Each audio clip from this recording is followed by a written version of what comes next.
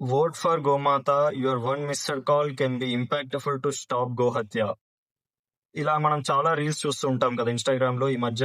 ఇలా ఒక నంబర్ ఇచ్చేసి దానికి మిస్డ్ కాల్ ఇవ్వండి, మీ ఓట్ తెలపండి అని అంటారు కదా! First of all I am Hindu.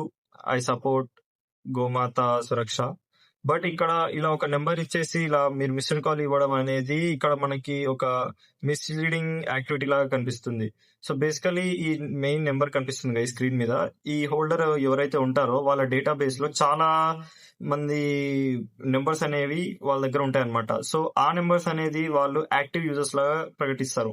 అంటే ఆ నంబర్స్ వాళ్ళకొచ్చే మిస్డ్ కాల్స్ అన్నీ పనిచేసే నంబర్స్ కాబట్టి, సో, వాళ్ళు ఆ నంబర్స్‌ని ఎలాంటి పర్పస్‌కైనా యూజ్ చేయొచ్చు.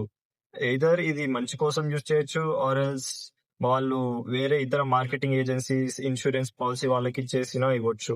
సో, ఎలాంటి మిస్‌లీడింగ్ యాక్టివిటీ అయినా జరగొచ్చు. ఎనీ స్కామ్స్ కూడా అయ్యే ఛాన్స్ ఉంటాయి.